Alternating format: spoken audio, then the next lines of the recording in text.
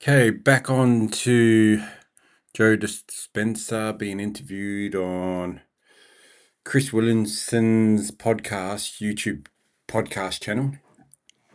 Tonight they're talking about the importance of hard work in manifestation or manifesting what you want to come into your life. And then they're going to refer to Rhonda Burns. Rhonda Burns is the author of The Secret, also known as the law of attraction. And even Rhonda states in there, like the word attraction, you can break it or divide it into two words. You can spell attract and action in the same word. So if you want to attract something, you have to do some sort of action. And then Chris is going to talk about, and Dr. Joe is going to talk about what you have to do other than just thinking things into your life. So let's see what they've got to say about that. Talk to me about the role of hard work and how you see it, because there is a temptation, I can imagine, for people to believe that thinking it is all that needs to happen. Yeah. And this, I remember Rhonda Byrne, who wrote The Secret. There was a tsunami in Thailand or Indonesia, Boxing Day, 2005, I think, 2006, something like that. And there was a famous news article that came out shortly after that. I think The Secret had come out, and then, as always, an author that's got a book that's in circulation. Let's get Rhonda Byrne to comment on this geological, issue. And she said that the reason that the tsunami had hit the people of Indonesia or Thailand was because that they were attracting that energy. And that went down quite poorly, perhaps unsurprisingly, that hundreds of thousands of people had been displaced by a tsunami, and it was being blamed on them for sending out energy that then got this tsunami to come. The converse being that lots of people who believe in agency and like the idea that they've got control over their own lives take a very materialist, very utilitarian, very sort of rationalist, traditionalist perspective on, I just need to do the thing. So how do you marry this need for hard work with the insights that you have around envisioning your future? I don't. I just want to define hard work first, because I think I don't see hard work as the way people see hard work. I mean, I'm a very immersive person. So if I'm going to get good at something, I'm going to put my mind, my body, my heart and soul behind whatever it is I'm going to do. And I do that because I like it. I like to learn. I like to experience. I like to grow. And I think you can get really good at doing it one way. In the hard work, all the stuff we talked about, get really good at doing it and become successful, and then have just about everything you want. But you may not truly have happiness. You just may have a lot of things, and you got really good at doing it, right? Okay, so for me, I said there's got to be another way.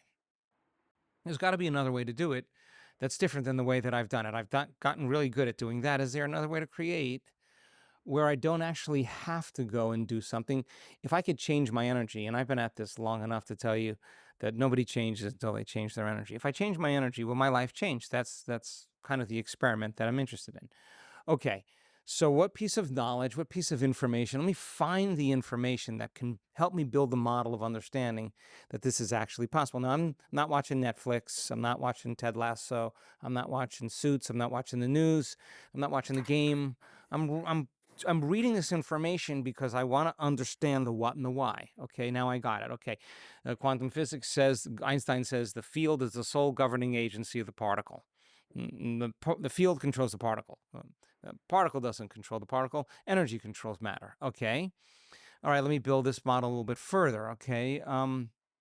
If the field is the sole governing agency of the particle, then it's not matter that's emitting the field. It's actually a field that's actually slowing down in frequency and creating matter. Okay, I'm telling you all this because I'm using quantum physics as a way to help us understand that mind and matter are inextricably combined. It's impossible to separate the two. Okay, well, it works on the very tiny level of subatomic particles, but can it work on a greater level? Can you make real life events happen in your life and collapse the wave function? Okay, well, if I'm matter trying to change matter, if I'm Joe Dispenza, aware that I'm local in space and time, immersed in the illusion of this virtual reality experience, this hologram, then I got to play by the rules of Newtonian physics, but you got to predict and plan and do a lot of things, okay?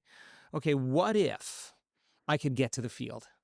What if I could become pure consciousness and be aware of nothing physical and material, become nobody, become no one in nothing and nowhere and no time, become pure consciousness and move to that realm beyond space and time? Okay, let me just say, okay, if I could get there as pure consciousness and I'm not aware of my body, not aware of my environment, not aware of time, and I'm in the field, okay, what are the principles of the field? Everything's connected, everything's frequency, everything's energy.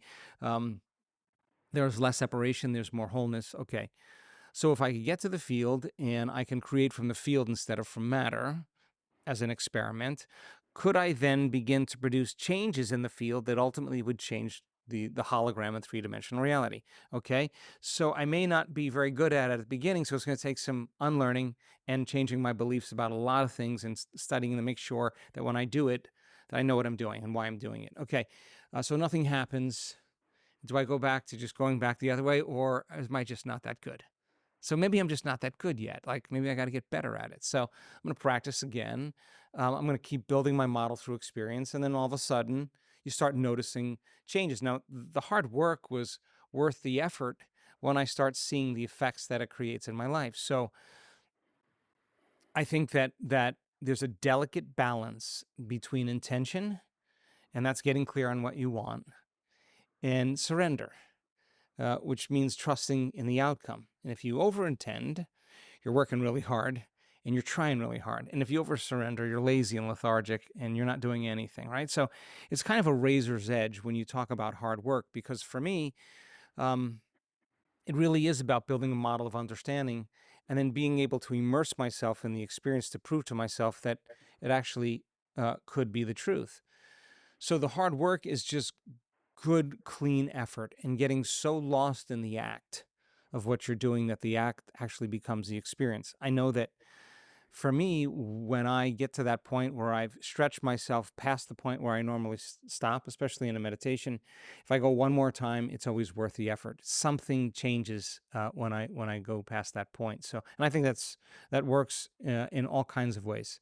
So, I think hard work for me is just immersing myself in it until I start seeing effects.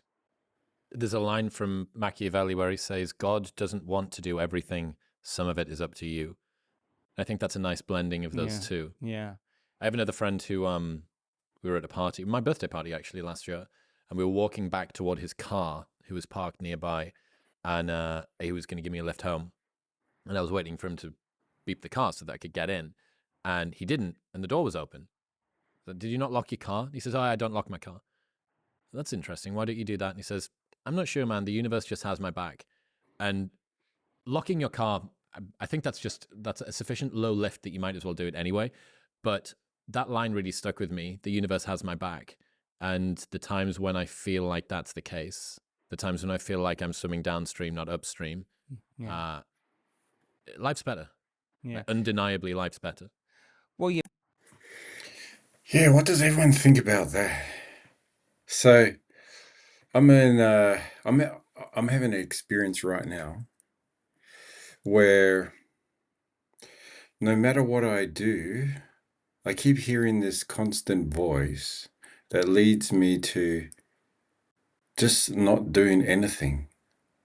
So it's like I have this vision given to me by life itself. And it's almost like mapping out my future or destiny. And I've tried to like block that thought out, but it just keeps reoccurring. And then when I try and do like my actual business or go about my actual work day, everything I try seems to like get blocked. And it's been happening for maybe 2 years, possibly 3. It's almost like I'm catching every red light when I'm driving.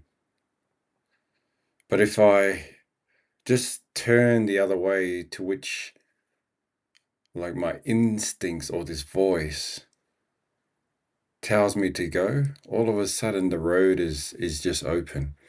And that road just doesn't make any sense. But every time I listen to that voice and turn down that road and drive down that road, metaphorically speaking, it's just clear. It seems like I get every green light at the traffic light and then I just flow through. Minimal, if not no traffic along that pathway. So at the beginning of this video, I was talking about the law of attraction, attracting by doing action, applying some effort into your outcome. Whereas what Dr. Joe is talking about, when he was like 21 or 22, he had a life crippling accident on his bicycle, that is. And the doctors told him he'd never walk again.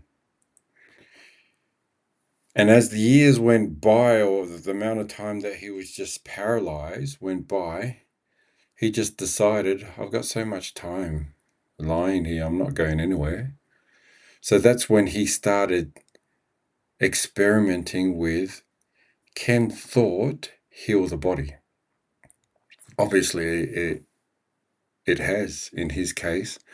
And the people that go to his global seminars, there's so many. He talks about, well, you just go to his YouTube channel, you'll find testimonies from people that applied his method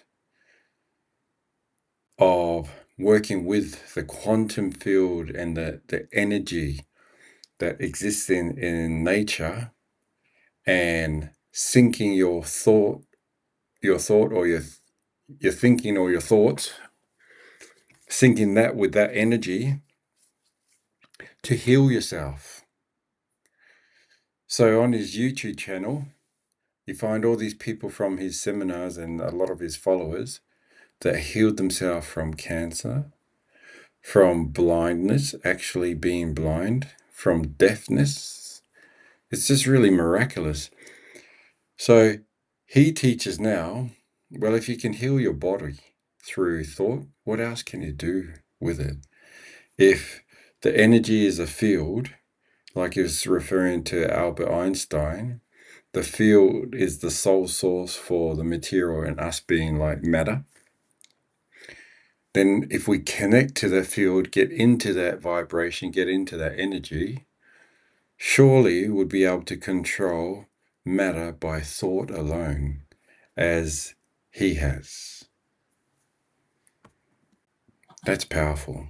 You may have to put 10 in and get 1 out in the beginning. And then if you stick with it, you put 1 in and you get 10 out. And that's when it gets fun. So there'll be a lot of people listening who, again, the people who pray at the altar of raw cognition, right? Very, very utilitarian, materialistic. That left brain is always on. How can they learn to expand their view of what contributes to happiness and well-being and fulfillment and achievement in life? What would you say to the person who's still unsure? Well, I think it was last year we were at an event, a week-long event, and we do a lot of walking meditations because you got to be able to stand as it, walk as it, sit as it, lay down as it, and so we do a lot of walking meditations to embody it. And it was in Cancun, Mexico. There was 2,200 people at that event. We were on the beach at sunrise. The sun was coming up.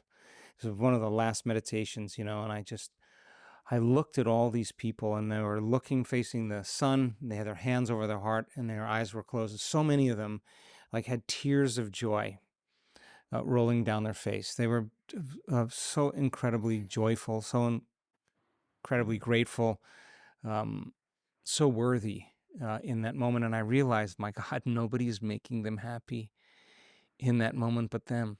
And I think when we hit these points where we finally break free from the chains, of our own limitations, I think when we overcome the emotional addictions that keep us tormented and reliving the past, I think that the overcoming of those emotional addictions, a side effect is joy.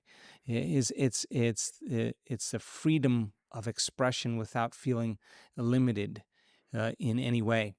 And I can tell you that again, this is only my experience, but when I look at an audience of people, at the end of 7 days, and I always tell them, nobody's making you happy but you. And all you've done is decided who not to be and who to be. And you've sat with yourself long enough to change that.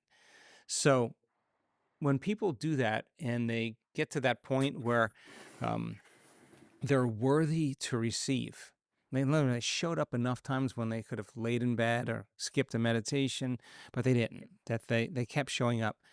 I think the universe only gives us what we think we're worthy of receiving, right? And so the person who's feeling that level of happiness, that level of joy because they've made themselves happy, then they're okay with you and they're okay with everybody. And I think that's the important point, is that that when we overcome ourselves, the side effect of that is true joy. Beautiful. When we overcome the side effect of being our old self and focus on being our best version of ourselves, whatever that is. If you don't have an image or a vision of who your best self is, then the best way you can go about it, just to start out with, until you do find a future goal of what you would want to look like, be like, feel like, see like, talk like, speak like, just copy someone that you love. If you really admire someone, whether it's someone you actually know, or if it's one of these podcasters, or someone that's a positive influence in your life, emulate them. I remember hearing a story about 300, Spartacus, and this is Sparta, all those guys. So when they got captured, their captors said, "We'll let you all go if Spartacus steps forward." And somewhere through the line of 300, a man stepped forward and said, "I am Spartacus." And then there was silence, and some of the opposition soldiers went to grab that guy. Then down the line, another man stepped forward and said, "I am Spartacus." And it continued down throughout the line until every person had stood forward saying, "I am Spartacus."